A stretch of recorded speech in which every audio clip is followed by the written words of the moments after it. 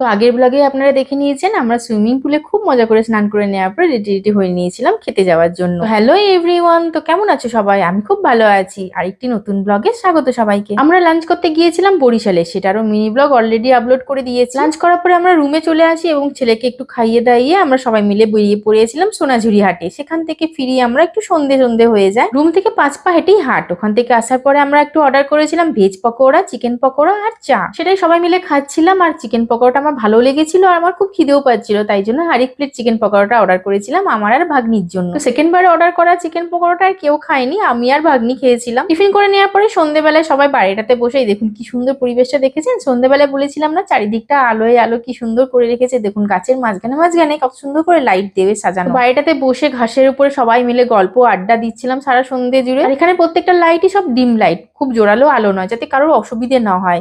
বেশ সুন্দর লাগছিল পরিবেশটা। এই দেখুন সবাই